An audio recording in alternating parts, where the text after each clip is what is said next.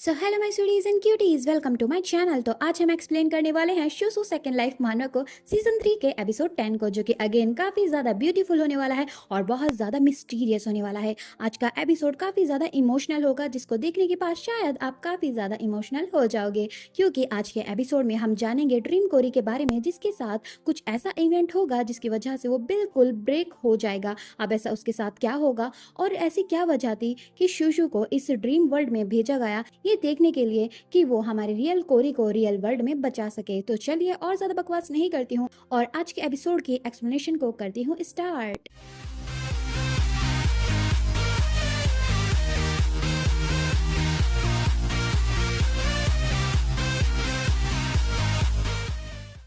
सो episode की starting में हम देखते हैं कि ड्रीम शुआन शुइना से कहता है, आखिरकार ये क्या है, मैंने तुम्हें ढूंढ लिया है, लेकिन फिर भी तुम खुद को मेरे सामने रिवील क्यों नहीं कर रहे हो। फिर हम देखते हैं कि ड्रीम शुआन अपने उस ब्लेड को अपने हाथ में घुमाने लगता है, जिसकी वजह से उसकी खुद की फिंगर भी इंजर्ड हो जाती है। फिर वो शुइना से कहता है, तो ठीक है, अगर तुम मेरे सामने नहीं आओगे तो फिर मैं तुम्हारे मैजिक सर्कल को डिस्ट्रॉय कर दूंगा और फिर तुम्हें मेरे सामने आना ही होगा। ये सब कुछ देखकर हमारी शुरीना काफी ज्यादा घबरा जाती है और उसके पसीने छूटने लगते हैं। फिर हमारी शुरीना घबराती हुई सोचती है, आखिरकार ऐसा कैसे हो सकता है। फिर नेक्स्ट सीन में हम देखते हैं कि शुआन हमारी शीना पर अटैक कर देता है और उसका अटैक हमारी शीना के हाथ को टच होते होते बचता है, जो सब देखकर हमारी शीना बहुत ज़्यादा घबरा जाती है।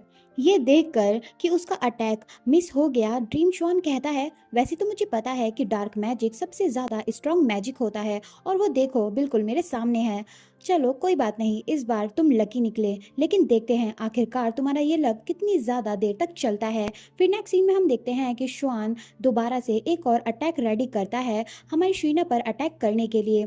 फिर शुआन काफ़ी ज़्यादा स्माइल करते हुए कहता है, चलो देखते हैं क्या इस बार भी तुम लकी होते हो या फिर नहीं। फिर ड्रीम श्वान हमारी शुरीना पर अटैक करने लगता है और हमारी शुरीना काफ़ी ज़्यादा कांपती हुई सोचती है, आखिरकार क्यों मैं इस सपने से उठ नहीं पा रही हूँ, आखिर क्यों ऐसा क्यों हो रहा है, और ये पेन जो मुझे हो रहा है वो बिल्कुल रियल है, वो कोई ड्रीम नहीं है, आखिरकार यहाँ पर हो क्या रहा है। तभी हम देखते हैं कि नेक्स्ट सीन में जब हमारा श्वान दूसरा अटैक करता है तो वो हमारी शुरीना के एक्सीडेंटली उसी ब्लैक मैजिक सर्कल पर लग जाता है, जो सब देखकर हमारी शुरीना काफ़ी ज़्यादा हैरान होती है और उसे बिलीव ही नहीं हो रहा होता कि ड्रीम श्वान ने एग्जैक्टली उसके ब्लैक मैजिक सर्कल पर अटैक कर दिया है। फिर हम देखते हैं कि उस अटैक की वजह से वो ब्लैक मैजिक सर्कल धीरे धीरे डिस्ट्रॉय होना स्टार्ट हो जाता है, जिसकी वजह से हमारी शुरीना और ज़्यादा घबराने लगती है। फिर हम देखते हैं कि हमारी शुरीना नीचे गिर जाती है। उस अटैक की वजह से हमारी शुरीना का हाथ काफ़ी गंदी तरीके से इंजर्ड हो जाता है और उसकी ब्लीडिंग बहुत ज़्यादा हाई लेवल की हो रही होती है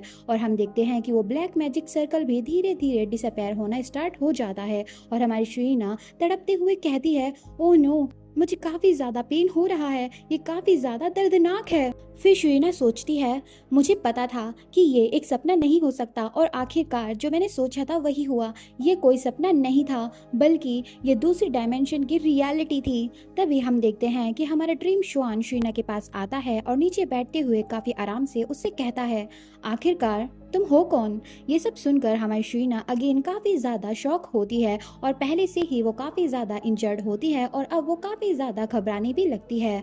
फिर हमारा श्वान जो कि काफ़ी ज़्यादा डेविल होता है इस वर्ल्ड में, काफ़ी ज़्यादा इविल वे में हमारी शुरीना से कहता है, तो बताओ मुझे आखिरकार तुम हो क्या। ये सब कुछ सुनकर हमारी शुरीना कांपने लगती है और सोचती है, इसने इसने मेरा ब्लैक मैजिक सर्कल तोड़ दिया, आखिरकार ये ऐसा कैसे कर सकता है, ये कैसे पॉसिबल हो सकता है। फिर शुरीना वहाँ से भागने की ट्राई करती है और वहाँ से भागने लगती है और सोचती है, मैं कभी भी दोबारा नहीं उठ पाऊंगी, अगर मैं इसके हाथ लग गई तो मुझे यहाँ से भागना होगा, मुझे भागना होगा यहाँ से जितनी जल्दी हो सके उतना जल्दी। और हम देखते हैं कि वहाँ पर ड्रीम शुआन आराम से बैठे हुए शुरीना से कहता है, आखिरकार तुम ये क्या कर रही हो, तुम्हें क्या लगता है कि तुम क्या मुझसे भाग सकती हो। फिर हम देखते हैं कि हमारी शुरीना वहाँ से पूरी तरीके से हिम्मत करके भागने की कोशिश करती है और पीछे से ड्रीम शुआन उठते हुए कहता है, आखिरकार ये कितना ज्यादा अनोइंग है। और हमारी शुरीना वहाँ से भागते हुए सोचती है, जो रियल श्वान है रियल वर्ल्ड का वो भी मुझसे ज़्यादा स्ट्रांग है और यहाँ का श्वान तो हमारे रियल श्वान से भी ज़्यादा स्ट्रांग है। फिर नेक्स्ट सीन में हम देखते हैं कि ड्रीम श्वान काफ़ी ज़्यादा चिढ़ते हुए अपने मैजिक से काफ़ी ज़्यादा ब्लेड्स बनाते हुए शुरीना से कहता है, अभी के अभी वहीं रुक जाओ, वरना फिर नेक्स्ट सीन में हम देखते हैं कि ड्रीम श्वान अपने सारे अटैक्स को शीना के ऊपर टारगेट कर देता है और कहता है, तुम्हें पता है ना कि तुम अब मेरे साथ खेलोगी, समझी। फिर हम देखते हैं कि शीना काफ़ी तेज़ी से भागने लगती है और उसके पीछे से काफ़ी सारे श्वान के अटैक्स आने लगते हैं। फिर तभी हम देखते हैं कि वे सारे अटैक्स किसी को लग जाते हैं, जो कि हमें काफ़ी ज़ोर से साउंड आती है, लेकिन हमें दिखाया नहीं जाता कि क्या वे सच में हमारी शीना को लगते हैं या फिर नहीं। फिर यहीं पर हमारा सीन शिफ्ट होता है ड्रीम कोरी के ऊपर, जो कि अब भी अपने डस्टबिन में चिप्स को टारगेट कर रहा होता है। फिर हम देखते हैं कि ड्रीम कोरी वहीं पर अपने बेड पर लेटे हुए कहता है, काफी ज्यादा आवाजें आ रही हैं, आखिरकार ये सभी आवाजें कहाँ से आ रही हैं। फिर हमारा सीन दोबारा से हमारी शीना पर शिफ्ट होता है, जहाँ पे हम देख पाते हैं कि शीना के फेस पर एक कट लग गया होता है, जिससे काफी ज्यादा ब्लीडिंग हो रही होती है और हमारी शीना काफी ज्यादा कांप भी रही होती है। फिर नेक्स्ट सीन में हम देखते हैं कि शीना काफी ज्यादा बुरी तरीके से इंजर्ड होती है और हमें पता चलता है कि वे सभी अटैक्स हमारी शीना को लग गए होते हैं और उसे मजबूरन रुकना पड़ता है। और उसके सामने अभी ड्रीम श्वान खड़ा होता है, जो कि हमारी शीना से कहता है, मैं काफी ज्यादा डिसअपॉइंट हुआ, मुझे लगा कि तुम एक ब्लैक मैजिशियन हो तो तुम काफी कुछ कर पाओगी, लेकिन देखो तुम तो कुछ भी नहीं कर पाई। फिर ड्रीम श्वान शीना के पास आते हुए कहता है, लेकिन फिर भी ये काफी ज्यादा अजीब है, मुझे लगा था कि सभी डार्क मैजिक यूजर्स मर चुके हैं और अब कोई भी डार्क मैजिक यूजर नहीं बचा है, यहाँ तक के ब्लैक ड्रैगन भी, जो कि इन सभी ब्लैक मैजिक की जड़ है, वो भी काफी सालों पहले मर चुका है। ये सब सुनकर हमारी शीना काफी ज्यादा कांपने लगती है और सोचती है, आखिरकार यहाँ हो क्या रहा है, मुझे काफी ज्यादा डिजी फील हो रहा है, मेरा काफी ज्यादा ब्लड लॉस हो चुका है। फिर तभी हमारा ड्रीम श्वान काफी ज्यादा इविल वे में और शीना को घूरते हुए कहता है, जो भी हो मुझे कुछ फर्क नहीं पड़ता, ध्यान रखना कि तुम मेरे साथ खेलोगी और मुझे एंटरटेन करोगी। मैं उम्मीद करता हूँ कि तुम बाकी लोगों से ज्यादा देर तक मेरे साथ खेल पाओगी और मेरे अटैक्स को सह पाओगी। फिर हम देखते हैं कि ड्रीम श्वान हमारी शीना के पास अपना हाथ लाने लगता है, जो देखकर हमारी शीना काफी ज्यादा घबराने लगती है और सोचती है, आखिरकार क्यों, मैं हिल नहीं पा रही हूँ, प्लीज कोई मेरी मदद करो, आखिरकार ऐसा क्यों हो रहा है।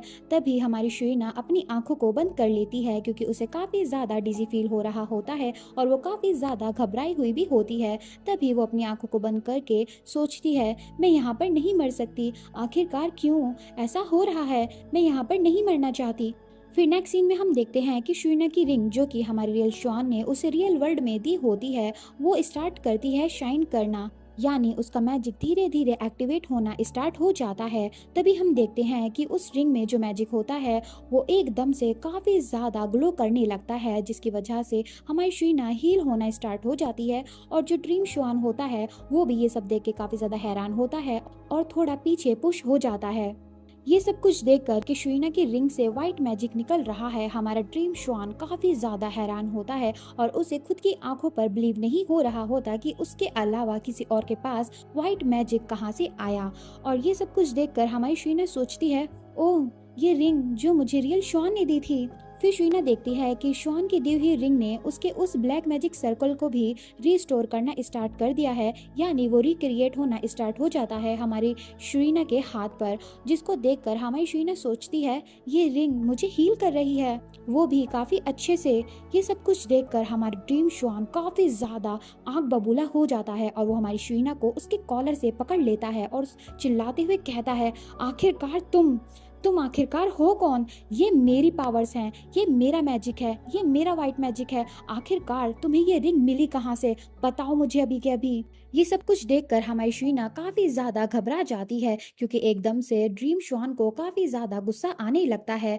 फिर नेक्स्ट सीन में हम देखते हैं कि ड्रीम श्वान गुस्से में हमारी शीना के सिर को पकड़ लेता है, जो देखकर हमारी शीना सोचती है, ये मेरा चांस है, मुझे यहाँ से जाना होगा। और हमारी शीना काफी तेज चिल्लाती है, मुझे जाने दो, छोड़ो मुझे। तभी हमारा जो ड्रीम श्वान होता है वो हमारी शीना की मेमोरीज में झांकने की कोशिश करता है, ये पता लगाने के लिए कि आखिरकार शीना के पास ये व्हाइट मैजिक पावर आई कहाँ से, जो कि इस वर्ल्ड में उसके अलावा किसी के पास भी नहीं है। तभी हमारा ड्रीम श्वान हमारे रियल श्वान की मेमोरीज देखता है, वो भी हमारी शीना की मेमोरीज के अंदर, जहाँ वो देखता है कि हमारा रियल श्वान हमारी शीना की कितनी ज्यादा केयर करता है, जब वो हर्ट होती है उसको हील करता है और उसको देखकर काफी ज्यादा ब्लश भी करता है और उसकी हर एक जरूरत को पूरी करने की कोशिश करता है और हमारी शीना के आसपास ही ज्यादातर रहता है और उसको काफी ज्यादा एडमायर करता है। ये सभी मेमोरीज देखने के बाद हमारे रियल श्वान के बारे में ड्रीम श्वान काफी ज्यादा हैरान होता है और फिर वो कांपते हाथों से शीना के कॉलर को छोड़ देता है और पीछे हटने लगता है। फिर नेक्स्ट सीन में हम देख पाते हैं कि हमारा ड्रीम श्वान बिल्कुल पागल हो जाता है, उसे बिल्कुल भी होश नहीं रहता कि वो आखिरकार कर क्या रहा है और वो चिल्लाते हुए हमारी शीना से कहता है, आखिरकार तुम मुझे कैसे जानती हो? मैं तो तुम्हें जानता तक नहीं हूँ, तो तुम्हें मेरे बारे में कैसे पता है? आखिरकार मैं तुम्हारी मेमोरीज में इतना ज्यादा बेकार कैसे दिख सकता हूँ? मैं तो कभी ऐसा था भी नहीं। आखिरकार मैं तुम्हारी मेमोरीज में हो कैसे सकता हूँ, बताओ मुझे। मैंने तो तुम्हें कभी देखा भी नहीं, मैं तो तुम्हें जानता तक नहीं, तो आखिरकार ऐसा कैसे हो सकता है? ये सब सुनकर हमारी शीना शांत होते हुए ड्रीम श्वान से कहती है, अगर मैंने तुम्हें बता भी दिया तो भी तुम नहीं समझ पाओगे। ये सब सुनकर ड्रीम श्वान कहता है, क्या क्या कहा तुमने? फिर शीना सोचती है, मेरे हाथ पर जो मैजिक सर्कल था वो श्वान की रिंग ने रिस्टोर तो कर दिया, लेकिन मुझे उसे एक्टिवेट करने के लिए अपने मैजिक को यूज करना होगा। फिर हम देखते हैं कि शरीना ड्रीम श्वान से छुपते छुपते उस मैजिक सर्कल को एक्टिवेट करने की कोशिश करती है और उसे रिस्टोर करने की कोशिश करती है और सोचती है, वैसे मुझे परफेक्टली तो याद नहीं, लेकिन शायद मैं इस मैजिक सर्कल को थोड़ा उसके जैसा बना सकती हूँ और कुछ इसके अंदर मॉडिफिकेशंस भी कर सकती हूँ। फिर हम देखते हैं ड्रीम श्वान को, जिसको अब भी खुद पर बिलीव नहीं हो रहा होता कि उसने शीना की मेमोरीज में क्या देख लिया। फिर वो शीना से कहता है, वाओ, तुम तो ऐसे एक्ट कर रही हो जैसे तुम्हें सब कुछ पता हो, और मुझे पक्का पता है कि वो जो डिस्गस्टिंग वर्जन है मेरा तुम्हारी मेमोरीज में, वो जरूर तुमसे बहुत ज्यादा नफरत करता होगा। इसी वजह से उसने काफी सारी मेमोरीज अपने बारे में तुम्हारी मेमोरीज में सप्रेस कर रखी है, यानी मिटा रखी है। और यहाँ पर हम जान पाते हैं कि ड्रीम श्वान को ये भी पता चल गया होता है कि हमारे रियल श्वान ने शीना की कुछ मेमोरीज को इरेज कर दिया होता है। ये सब कुछ सुनकर हमारी शीना उस ड्रीम श्वान से कहती है, क्या क्या इरेज कर रखी है? तभी हम देखते हैं कि ड्रीम श्वान और ज्यादा पागल सा होने लगता है और वो शीना से कहता है, तो उस बेकार से वर्जन ने, जो कि मेरा ही है दूसरे वर्ल्ड का, उसने तुम्हारी सारी मेमोरीज को इरेज कर दिया। वो जरूर तुमसे बहुत ज्यादा नफरत करता होगा, वो तुमसे काफी ज्यादा नफरत करता है, तभी उसने तुम्हारी सारी मेमोरीज को मिटा दिया होगा। ये सब कुछ सुनकर हमारी शीना सोचती है, क्या कि रियल श्वान ने सच में मेरी मेमोरीज को इरेज किया था? फिर शरीना इस ड्रीम श्वान से कहती है, मेरे फ्रेंड की इंसल्ट करना बंद करो। भले ही तुम मुझसे नफरत करते हो, लेकिन मेरा फ्रेंड बिल्कुल भी ऐसा नहीं है, समझे? फिर हम देखते हैं कि ड्रीम श्वान थोड़ा खुद पर कंट्रोल करता है और एक इविल स्माइल करने लगता है, लेकिन नेक्स्ट सीन में उसे काफी ज्यादा गुस्सा आने लगता है खुद पर, या यूं कहूँ रियल श्वान के वर्जन पर, जो कि बिल्कुल भी उसकी तरह नहीं है। फिर नेक्स्ट सीन में हम देखते हैं कि ड्रीम श्वान काफी ज्यादा पागल सा हो जाता है और उसे काफी ज्यादा गुस्सा आ रहा होता है। फिर वो एक डेडली अटैक हमारी शीना पर करने लगता है और कहता है, बस बहुत हुआ, तुम बहुत ज्यादा अनोइंग हो, अभी के अभी यहाँ पर मर जाओ। ये सब कुछ सुनकर हमारी शीना काफी ज्यादा हैरान होती है और हमारी शीना फिर ट्राई करती है कि किसी तरह उसका मैजिक सर्कल एक्टिवेट हो जाए, और वह सोचती है, प्लीज प्लीज एक्टिवेट हो जाओ, प्लीज एक्टिवेट हो जाओ, काम करो प्लीज प्लीज। और फिर हमारा सीन यहाँ से शिफ्ट होता है और हमारा सीन जाता है हमारे ड्रीम कोरी पर, जो कि अब भी अपना बिस्किट खा रहा होता है। फिर हम देखते हैं कि ड्रीम कोरी को काफी ज्यादा तेज आवाज आती है, जिसकी वजह से वो काफी ज्यादा चौंक जाता है। फिर ड्रीम कोरी उठते हुए कहता है, आखिरकार ये कैसी आवाज थी? मुझे अभी ऐसा लगा कि एक भारी सी चीज ऊपर से नीचे गिरी हो। क्या मैं सो गया था? क्या ये मेरा कोई वहम है? क्या मुझे अभी हेलुसिनेशंस हो रहे हैं कि मुझे आवाजें सुनने लगी हैं? तभी हम देखते हैं कि ड्रीम कोरी दोबारा से लेटने लगता है और सोने लगता है, और हम साफ साफ देख पाते हैं कि वहाँ पर और कोई नहीं बल्कि हमारी शरीना ऊपर से नीचे गिरी होती है, यानी ट्रांसपोर्ट हुई होती है। तभी हम देखते हैं कि हमारी शरीना काफी ज्यादा कांपने लगती है और सोचती है, किसी न किसी तरह बस मैं उससे बच गई, लेकिन फिर भी ये रियल वर्ल्ड नहीं है, आखिरकार ये कैसे हो गया? फिर हमारी शरीना अपने मैजिक सर्कल को देखते हुए सोचती है, ओह नो, आखिरकार अब क्या होगा? मैं इस ड्रीम में फंस चुकी हूँ, क्योंकि वो पहले वाला मैजिक सर्कल भी अब डिस्ट्रॉय हो चुका है और इस मैजिक सर्कल को मैं सही से बना नहीं पाई, और अब मैं इस ड्रीम से रियल वर्ल्ड में कैसे जाऊंगी? आखिरकार अब क्या होगा? फिर हमारा सीन हमारी ड्रीम कोरी पर शिफ्ट होता है नेक्स्ट डे पर, जहाँ पर वो गार्डन में आराम से बैठा होता है और उसके ऊपर एक बटरफ्लाई बैठी होती है। फिर हम देखते हैं कि इसी तरीके से ड्रीम कोरी अपने डे को गुजारता है, यानी कभी गार्डन में बैठकर या फिर अपने क्लासरूम में हेड डाउन कर कर, और इसी तरीके से हमारी शरीना हमारी कोरी को देखती है और कभी कभी कोरी के पास उसकी लिटिल सिस्टर यानी विडिली भी आती है, जो कि इस वर्ल्ड में भी होती है जैसे कि रियल वर्ल्ड में है। और हाँ, हमारी यहाँ की विडिली बिल्कुल सेम है रियल विडिली की तरह। हम देखते हैं कि हमारी शुरीना काफ़ी ध्यान से कोरी को देख रही होती है कि वो कहाँ जाता है, कहाँ रहता है, क्या करता है और उससे कौन कौन मिलने आता है। वो सभी चीज़ों को काफ़ी अच्छे से ऑब्जर्व कर रही होती है। फिर शुरीना हमें बताती है, जब से वो मैजिक सर्कल जो कि मेरे हाथ में बना हुआ था वो डिस्ट्रॉय हुआ है, तब से मैं इस वर्ल्ड में ट्रैप हो चुकी हूँ, यानी इस ड्रीम वर्ल्ड में, या यूँ कहूँ किसी और ही डायमेंशन में, जिसको मैं अब तक अपना ड्रीम समझ रही थी। फिर शीना सोचती है, शायद ये इस वजह से क्योंकि जो मैजिक सर्कल मैंने अपने हाथ पे बनाया है वो प्रॉपरली बन नहीं पाया, जिस तरीके से वो पहले वाला मैजिक सर्कल था जो कि ब्लैक मैजिक को यूज करके बनाया गया था। फिर शीना हमें बताती है, अब मेरे पास कोई भी और रास्ता नहीं है कि मैं कैसे वापस जाऊंगी रियल वर्ल्ड में, लेकिन फिर भी अब भी मैं सिर्फ एक काम तो कर ही सकती हूँ कि मैं इस ड्रीम कोरी पर अच्छे से नजर रख सकती हूँ कि आखिरकार आगे क्या होने वाला है। फिर शीना कोरी को देखते हुए सोचती है, और अब होगा भी क्या। वैसे भी अगर अब मैं जान भी गई कि किस इवेंट को मुझे रोकने के लिए इस ड्रीम में भेजा गया था, क्योंकि अब मेरे पास पहले की तरह वो पावर नहीं है कि मैं वापस रियल वर्ल्ड में जा सकूं, और अगर मैं रियल वर्ल्ड में ना गई तो आखिरकार मैं उस इवेंट को होने से कैसे रोकूंगी। फिर शीना हमें बताती है, मैं तब से बस कोरी पर नजर रखी हुई हूँ और देखते देखते मुझे पता भी नहीं चला कि वो दिन आ भी गया जिस दिन कोरी का बर्थडे था, यानी एक दिन पहले कोरी के बर्थडे से। फिर शरीना हमें बताती है, मैंने देखा है इस वर्ल्ड की विडिली भी इस ड्रीम कोरी के लिए कुछ न कुछ करना चाहती है इसके बर्थडे पर, जो कि हमारी ड्रीम कोरी को भी पता होता है, लेकिन कोरी विडिली को ये बात नहीं बताता और ऐसा दिखाता है मानो उसे इसके बारे में कुछ भी ना पता हो। फिर शरीना सोचती है, मैं खुश हूँ कि इस वर्ल्ड की विडिली भी रियल वर्ल्ड की विडिली की तरह है और कोरी की काफी ज्यादा केयर करती है। फिर शरीना काफी ज्यादा उदास होते हुए सोचती है, अगर मैं इसके बारे में सोचूं तो कोरी का बर्थडे रियल वर्ल्ड में आने वाला है और मुझे उसके पास होना चाहिए था, लेकिन मैं उसके पास नहीं हूँ। अगर ऐसा ही चलता रहा तो मैं कोरी का बर्थडे ही नहीं बल्कि ग्रेजुएशन तक यहीं पर फंसी रह जाऊंगी। आखिरकार मैं रियल वर्ल्ड में कब जा पाऊंगी।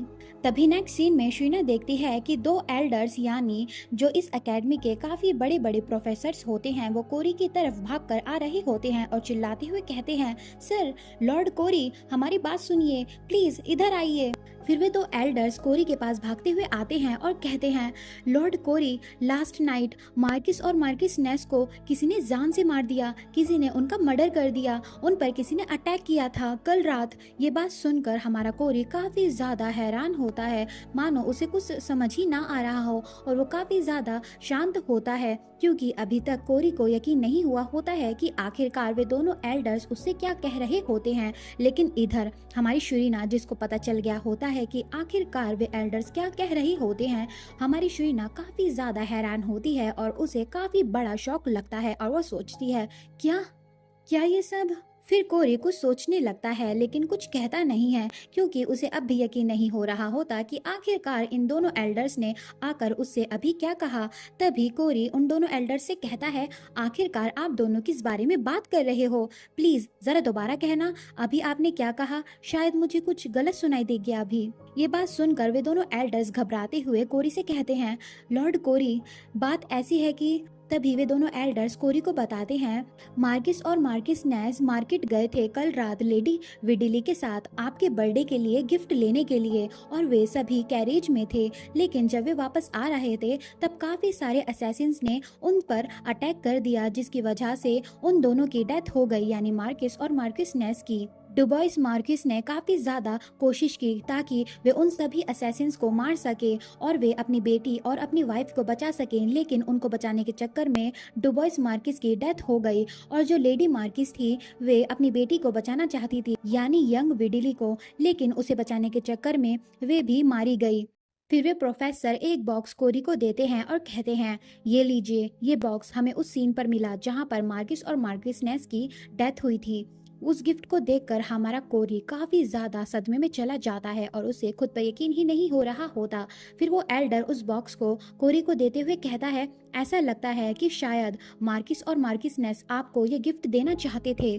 फिर हम देखते हैं कि ड्रीम कोरी काफी ज्यादा उदास होता है और वो अपने कांपते हाथों से उस बॉक्स को पकड़ने की कोशिश करता है। फिर नेक्स्ट सीन में हम देखते हैं कि कोरी उस बॉक्स को पकड़ लेता है और काफी ज्यादा रोने लगता है। उसे खुद पर बिलीव ही नहीं हो रहा होता कि आखिरकार उसने क्या बातें सुन ली और आखिरकार कल रात हुआ क्या था। फिर उनमें से एक एल्डर कोरी को बताता है लेडी विडिली बच चुकी हैं, वे जिंदा हैं, लेकिन उनका एक पैर अब नहीं रहा। ये बात सुनकर हमारा कोरी काफी ज्यादा कांपने लगता है और कहता है बस बहुत हुआ, चुप हो जाओ। लेकिन तभी वो एल्डर यही नहीं रुकता, वो कोरी से कहता है हमने किसी तरह मैनेज कर लिया कि हम यंग विडिली को यानी यंग मिस को किसी तरह बचा सकें, तो हम उन्हें वहां से बचाकर ले आए और अब वे सिक बे पर हैं, यानी वे इन्फर्मरी में हैं, इसी एकेडमी में। ये बात सुनकर हमारा कोरी चिल्लाते हुए कहता है बस बहुत हुआ, मैंने कहा ना चुप रहो। ये सब कुछ देखकर हमारी शरीना काफी ज्यादा उदास होती है और वो सोचती है नहीं, क्या सच में कोरी। फिर शरीना देखती है कि ड्रीम कोरी वहीं पर नीचे बैठ जाता है और काफी ज्यादा रोने लगता है और कहता है मैं सच में ये सब कुछ नहीं सुनना चाहता, मैंने कहा ना ऐसी बातें मेरे सामने मत करो, मुझे काफी ज्यादा बुरा फील हो रहा है, ऐसी बातें मत करो, चुप हो जाओ, चुप हो जाओ। फिर हमारा सीन एक रूम पर शिफ्ट होता है जहाँ पर काफी सारे डॉक्यूमेंट्स रखे हुए होते हैं, काफी सारी बुक्स होती हैं और काफी सारे न्यूज़पेपर्स होते हैं। फिर हम देखते हैं कि वहाँ पर ड्रीम कोरी होता है जो कि काफी ज्यादा बुरी हालत में होता है और उन सभी न्यूज़पेपर्स और डॉक्यूमेंट्स को पढ़ रहा होता है। फिर हमें हमारी शरीना दिखाई जाती है जो कि काफी ज्यादा उदास लग रही होती है और वो हमें बताती है उस दिन के बाद जो इस ड्रीम का कोरी है वो बिल्कुल टूटना शुरू हो गया और धीरे धीरे डिप्रेशन में जाने लगा। फिर हमें ड्रीम कोरी दिखाया जाता है जो उन सभी डॉक्यूमेंट्स को पढ़ते हुए कहता है नहीं, वो यहाँ भी नहीं है, मुझे एक सॉलिड प्रूफ चाहिए, मुझे एक प्रूफ चाहिए जो कि इन सब चीजों को साबित कर सके। फिर शरीना हमें बताती है इस ड्रीम का कोरी खुद को ही ब्लेम करता रहा कि ये सब कुछ उसकी वजह से हुआ है और धीरे धीरे वो डिप्रेशन में जाने लगा इन सभी चीज़ों की वजह से। फिर हम देखते हैं कि ड्रीम कोरी काफ़ी ज़्यादा चिल्लाते हुए और परेशान होते हुए कहता है आखिरकार क्यों, आखिरकार यहाँ पर एक भी कोई भी थोड़ा सा भी ज़रा सा भी कोई भी क्लू नहीं है इन सब चीज़ों को साबित करने के लिए, आखिर क्यों, ऐसा कैसे हो सकता है। फिर शरीना हमें बताती है इस ड्रीम कोरी ने खुद को सबसे दूर कर लिया और एक कमरे में बंद हो गया और सभी डॉक्यूमेंट्स ढूंढने लगा कि किसी तरह इसे पता चल जाए कि इस अटैक के पीछे आखिरकार हाथ किसका था, किसका हाथ था इन सभी चीज़ों के पीछे। फिर शरीना उन सभी डॉक्यूमेंट्स को देखते हुए सोचती है मुझे सच बताऊं तो यकीन नहीं होता कि आखिर कैसे इस ड्रीम कोरी ने इतने से समय में इतना सब कुछ जान लिया और इतनी सारी इंफॉर्मेशन कलेक्ट कर ली। फिर शरीना काफ़ी ज़्यादा उदास होते हुए सोचती है बस इसको देखने से ही मुझे काफी ज्यादा बुरा लगता है, मुझसे ये सब कुछ सहा नहीं जा रहा, आखिरकार क्या हो कि ये रियल वर्ल्ड में भी हो जाए तो। फिर शरीना विडिली के बारे में सोचती है जो कि इस टाइम पर इन्फर्मरी में होती है क्योंकि अभी उसका एक पैर उस इंसिडेंट की वजह से टूट गया होता है। फिर शरीना हमें बताती है इन सभी चीज़ों की वजह से कि कोरी सिर्फ और सिर्फ इन चीज़ों पर ध्यान दे रहा है कि किसी तरह वो कल्प्रिट को ढूंढ ले, लेकिन वो इन सभी चीज़ों की वजह से ये भूल रहा है कि उसकी बहन अब भी जिंदा है और उसकी कंडीशन बिल्कुल भी ठीक नहीं है, वो बिल्कुल ही विडिली को इग्नोर कर रहा है। फिर शरीना सोचती है मुझे पक्का पता है बाद में जाकर कोरी को इस बारे में काफ़ी ज़्यादा रिग्रेट होगा कि आखिरकार उसने क्यों विडिली पर ध्यान नहीं दिया। फिर हम देखते हैं कि ड्रीम कोरी उन सभी डॉक्यूमेंट्स को देखते हुए कहता है आखिरकार मुझे कुछ भी क्यों नहीं मिल रहा, कुछ ना कुछ तो इन चीज़ों का और उस अटैक का इन सभी चीज़ों से कोई कनेक्शन तो होगा ही, आखिर क्यों यहाँ पर कुछ भी नहीं है। फिर शरीना काफ़ी ज़्यादा परेशान होते हुए और अपने हाथ को पकड़ते हुए सोचती है मैं ये सब कुछ और ज़्यादा नहीं देख सकती, मैं वापस जाना चाहती हूँ रियल वर्ल्ड में। फिर शरीना अपने हाथ को पकड़ते हुए उस मैजिक सर्कल पर हाथ रखते हुए सोचती है काश काश मुझे वो मैजिक सर्कल अच्छे से याद होता तो मैं इस मैजिक सर्कल को अच्छे से बना पाती और अपने रियल वर्ल्ड में वापस जा पाती। क्या हो अगर। तभी एकदम से ड्रीम कोरी जो कि एकदम से गुस्से से उठता है अपनी टेबल पर हाथ मारते हुए, जो सब देखकर हमारी शरीना काफ़ी ज़्यादा हैरान होती है और थोड़ी शॉक भी होती है। तभी हम देखते हैं कि ड्रीम कोरी काफ़ी ज़्यादा कांपने लगता है और उसे काफ़ी बड़ा सदमा लग चुका होता है और वो कहता है नहीं, क्या ये सब कुछ मैंने किया, क्या ये सब कुछ मैंने किया, नहीं ऐसा नहीं हो सकता। ये सब कुछ सुनकर हमारी शरीना काफी ज्यादा हैरान होती है और सोचती है, क्या आखिरकार इसे पता चल गया कि इन सभी अटैक्स के पीछे कौन था? आखिरकार कौन कल्प्रिट है रियल? क्या कोरी को इस बारे में पता चल गया? फिर हम देखते हैं कि कोरी वहां से भागना स्टार्ट हो जाता है कहीं पर, यानी उसे जो कुछ पता होता है उसकी वजह से वो कहीं पर जाने लगता है। हम देखते हैं कि कोरी काफी तेज भाग रहा होता है किसी और ही बिल्डिंग में। फिर हम देखते हैं कि कोरी एक जगह पर आता है और जोर से गेट खोलते हुए कहता है, एविस, एविस। फिर नेक्स्ट सीन में हम देखते हैं कि ड्रीम कोरी ड्रीम एविस को उसके कॉलर से पकड़ लेता है और चिल्लाते हुए कहता है, मुझे पता था कि तुम्हें सब कुछ पता है शुरू से ही, आखिरकार तुमने मुझे इस बारे में क्यों नहीं बताया? तुम्हें पता था ना, बोलो एविस, बोलो।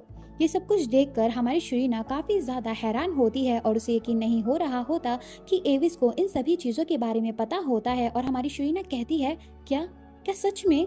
फिर ड्रीम एविस ड्रीम कोरी से कहता है, क्या? आखिरकार तुम किस बारे में बात कर रहे हो? मुझे इस बारे में कुछ भी नहीं पता। फिर ड्रीम कोरी ड्रीम एविस से कहता है, ऐसा एक्ट मत करो कि तुम्हें कुछ भी ना पता हो। मुझे पता है कि तुम्हें पहले से ही पता था कि प्रिंसिपल क्या करने की सोच रहा है और तुमने फिर भी मुझसे कहा कि मैं उसकी मदद करूं। फिर एविस काफी इविल वे में कोरी से कहता है, ओ हाँ, मार्किस और मार्किस नेस कुछ दिनों पहले ही इस दुनिया से चल बसे। क्या वे नहीं गए? बताओ मुझे। फिर एविस कोरी से कहता है, तो तुम्हें क्या लगता है कि इस अटैक के पीछे कौन होगा? ये बात सुनकर कोरी को काफी ज्यादा गुस्सा आने लगता है। कुछ तो एविस बातें ही ऐसी कर रहा होता है और कुछ हमारी कोरी का पहले से ही काफी ज्यादा दिमाग डिप्रेशन में और खराब होता है। तभी हमारा एविस काफी इविल वे में हमारी कोरी से कहता है, क्या वो तुम नहीं थे जो कि एग्री हो गया था मेरे प्लान में ज्वाइन करने के लिए? बताओ मुझे लॉर्ड कोरी। ये बात सुनकर कोरी को और ज्यादा गुस्सा आता है और वो कहता है, क्या क्या कहा तुमने?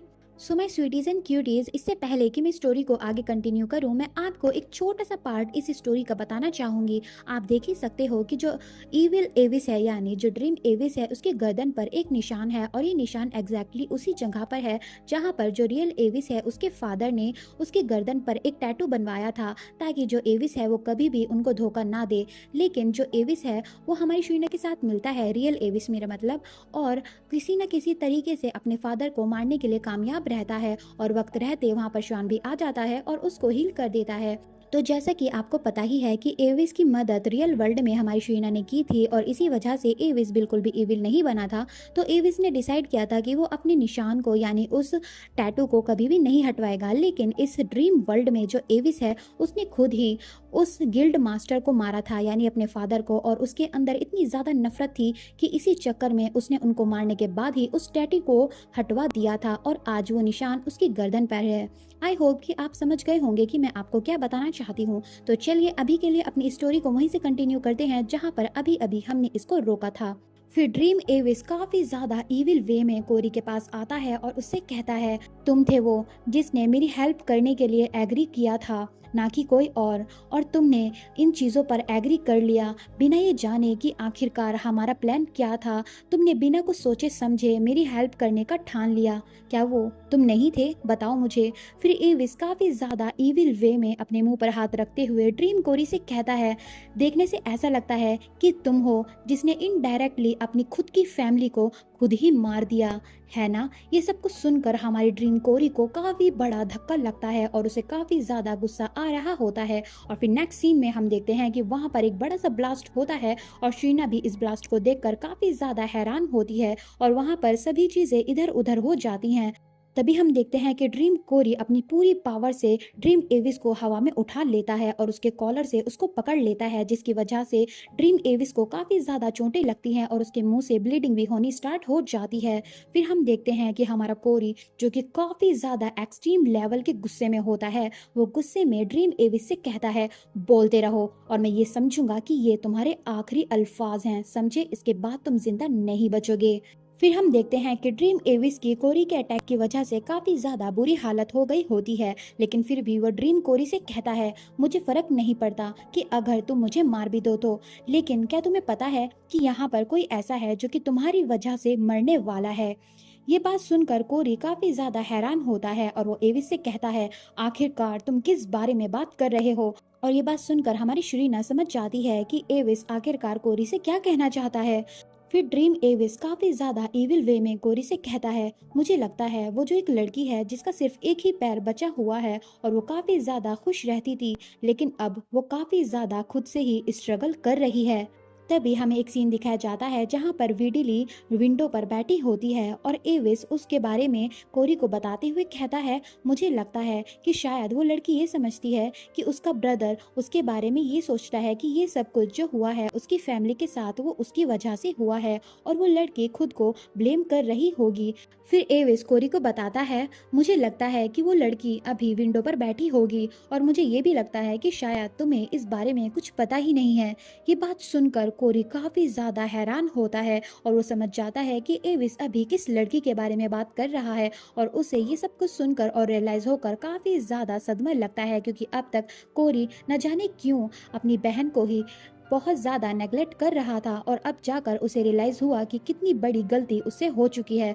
फिर हम नेक्स्ट सीन में देखते हैं कि विडिले जिस इन्फर्मरी में एडमिट होती है वहाँ की विंडो पर बैठी होती है और इधर हमारा कोरी यानी ड्रीम कोरी काफी ज्यादा हाँफते हुए उसकी तरफ जा रहा होता है और कहता है, नहीं नहीं ऐसा नहीं हो सकता। फिर हम देखते हैं कि जो विडिली होती है वो उस विंडो से जंप कर देती है और हम देखते हैं कि इधर हमारा कोरी रोते हुए उसकी तरफ भाग रहा होता है और कहता है, विडिली विडिली नहीं रुको। फिर हम देखते हैं कि काफी सारी बैंडेजेस ऊपर से नीचे गिर रही होती हैं और हमें विडिली के बाल भी दिखाए जाते हैं। तभी हमें एक बहुत जोर से आवाज आती है, मानो कोई ऊपर से नीचे गिर गया हो। तभी नेक्स्ट सीन में हम देखते हैं कि वहाँ पर काफी सारे स्टूडेंट आने लगते हैं और कोरी भी एट द सेम टाइम वहाँ पर पहुँचता है और देखता है कि सामने कोई ऊपर से नीचे गिरा होता है और सारी जगह पर सिर्फ ब्लड ही ब्लड होता है, जो सब देखकर सभी हैरान होते हैं। और नेक्स्ट सीन में हम देखते हैं कि कोरी भागते हुए अपनी बहन के पास आता है और उसको अपनी गोदी में लेते हुए रोने लगता है और काफी ज्यादा चिल्लाने लगता है और हम साफ साफ देख पाते हैं कि कोरी ने कितनी बड़ी गलती कर दी इन सभी चीजों की वजह से अपनी बहन को नेग्लेक्ट करके। और वो काफी ज्यादा रोने लगता है और चिल्लाने लगता है कि विडिली ऐसे नहीं हो सकता, नहीं नहीं। ये सब कुछ देखकर हमारी शुरीना भी काफी ज्यादा सदमे में पहुंच जाती है और उसे काफी ज्यादा बुरा लग रहा होता है। वो इन सभी चीजों को देख नहीं पा रही होती और फिर शुरीना हमें बताती है और इसी तरीके से जो कोरी है इस ड्रीम का वो पूरी तरीके से टूट गया और वो बिल्कुल भी पहले की तरह नहीं रहा। ये वो इवेंट था जिसने हमारे कोरी को यानी ड्रीम कोरी को बिल्कुल तोड़ के रख दिया था। फिर शुरीना हमें बताती है कि पहले इस ड्रीम कोरी ने खुद को ख़त्म करने की कोशिश की थी, क्योंकि वो नहीं चाहता था इस दुनिया में जीना बिना किसी रीज़न के, क्योंकि अब उसकी फैमिली उसके पास नहीं रही थी या फिर उसके पास कोई ऐसी वजह भी नहीं थी जिसकी वजह से या जिसके सहारे से वो इस दुनिया में जी सके। लेकिन तभी वहाँ पर एविस आया और उसे अपनी चिकनी चुपड़ी बातों में फंसा लिया और उसे एग्री करवा लिया इस बात पर कि वो अब भी उसके प्लान्स में उसका साथ दे, क्योंकि अब उसके पास खोने के लिए या जीने के लिए कुछ भी चीज़ नहीं बची है। फिर हमें वो सीन दिखाया जाता है जहाँ पर इविल एविस यानी ड्रीम एविस ड्रीम कोरी के पास आता है और उससे कहता है, इन सभी चीज़ों के पीछे इंपीरियल फैमिली है। मार्किस और मार्किस की वाइफ दोनों ही प्रिंसिपल के प्लान में शुरू से ही मिले हुए थे। तो तुम्हें नहीं लगता कि अब काफ़ी ज़्यादा देर हो चुकी है कि तुम खुद को ख़त्म करो, बल्कि तुम्हें तो अपने पेरेंट्स की जो विशेष हैं यानी जिस प्लान में वे शुरू से ही प्रिंसिपल के साथ थे, तुम्हें उस प्लान को पूरा करने में उनकी मदद करनी चाहिए। फिर शुरीना हमें बताती है, मैंने देखा कि ड्रीम कोरी ड्रीम एविस की बातों में आ गया और उसने फैसला किया कि वो प्रिंसिपल के प्लान्स में उनकी मदद करेगा, जिस तरीके से उसके पेरेंट्स बिगनिंग से ही उनकी मदद कर रहे थे। तभी हम देखते हैं कि ड्रीम कोरी काफ़ी ज़्यादा डिप्रेशन में जाते हुए और बिल्कुल ऐसे इंसान की तरह जिसके अंदर कोई भी इमोशंस नहीं है, वो एविस से कहता है, ठीक है मैं समझ गया, वैसे भी अब मेरे पास कुछ भी नहीं है खोने के लिए, तो अब जैसा तुम कहोगे मैं वैसा ही करूँगा। बताओ मुझे आखिरकार आगे क्या करना है। ये सब कुछ देखकर हमारी शुरीना काफी ज्यादा उदास होती है और उसे यकीन ही नहीं हो रहा होता कि आखिरकार यहाँ पर हो क्या रहा है। फिर शुरीना सोचती है, ओह नो कोरी, आखिरकार ऐसा कैसे हो सकता है। फिर नेक्स्ट सीन में हम देखते हैं कि हमारी शुरीना स्टेयर्स पर बैठी होती है और काफ़ी ज़्यादा उदास होती है और वो सोच रही होती है आखिरकार कि वो इस ड्रीम से कैसे निकलेगी, जो कि एक ड्रीम नहीं होता बल्कि एक अलग ही रियल डायमेंशन होती है। तभी शुरीना काफ़ी ज़्यादा उदास होती है और सोचती है, मैं सोच रही हूँ कि आखिरकार कितना टाइम बीत गया होगा रियल वर्ल्ड में, मैं अब अपनी लिमिट्स में हूँ, आखिरकार मैं इस मैजिक सर्कल को फिक्स कैसे करूँ, क्या मैं कभी रियल वर्ल्ड में वापस जा भी पाऊँगी या फिर नहीं। फिर शरीना हेड डाउन करके काफ़ी ज़्यादा उदास हो जाती है और सोचती है, अगर मैं वहाँ पर पहुँच भी गई तो क्या मैं रियल कोरी को बचा पाऊंगी भी या नहीं। क्या हो अगर पहले से ही इतना टाइम गुजर चुका हो कि ये इवेंट रियल वर्ल्ड में हो चुका हो और रियल कोरी भी इसी तरीके से काफ़ी ज़्यादा परेशान हो, तब मैं क्या करूँगी। मुझे किसी तरह इस इवेंट को रियल वर्ल्ड में होने से रोकना होगा, लेकिन मैं वापस कैसे जाऊँ। तभी शीना को किसी की आवाज़ आती है जो कि उससे कहता है, आखिरकार तुम यहाँ पर इतनी उदास होकर क्यों बैठी हो, आखिरकार तुम यहाँ पर क्या कर रही हो। तभी ये आवाज़ सुनकर शीना काफ़ी ज़्यादा शॉक होती है और सोचती है, ओह नो, ये आवाज़ तो। फिर नेक्स्ट सीन में हम देखते हैं कि ये आवाज़ किसी और की नहीं बल्कि इस ड्रीम श्वान की होती है, जो काफ़ी ज़्यादा ईविल स्माइल करते हुए हमारी शीना के पास आता है और उससे कहता है, आखिरकार मैंने तुम्हें ढूंढ ही लिया। हेलो, आखिरकार तुम हो कैसी, काफ़ी दिनों बाद मिले। ये सब कुछ सुनकर हमारी शीना काफ़ी ज़्यादा हैरान होती है और उसे बिलीव ही नहीं हो रहा होता कि इतना सब कुछ करने के बाद ड्रीम श्वान ने उसे ढूंढ कैसे लिया और आखिरकार ऐसा उसने क्या किया कि वो उसे ढूंढ पाया। और इसी सस्पेंस के साथ ये एपिसोड यहीं पर होता है end. So my sweeties and cuties, ये एपिसोड तो यहीं पे हो गया ख़त्म, लेकिन अब आगे क्या होगा, आखिरकार हमारी शरीना इस ड्रीम श्वान से बचेगी कैसे और आखिरकार अब ये ड्रीम श्वान हमारी शरीना के साथ क्या करेगा, क्योंकि पहले से ही वो तो काफ़ी ज़्यादा गुस्से में था और हमारी शरीना को जान से मारना चाहता था। तो क्या अब ये हमारी शरीना को जान से मार देगा या फिर नहीं। और हाँ, आपकी जानकारी के लिए बता दूं कि नेक्स्ट एपिसोड इतना ज़्यादा धमाकेदार होने वाला है कि इस पूरी सीरीज़ में ऐसा एपिसोड अब तक नहीं आया होगा।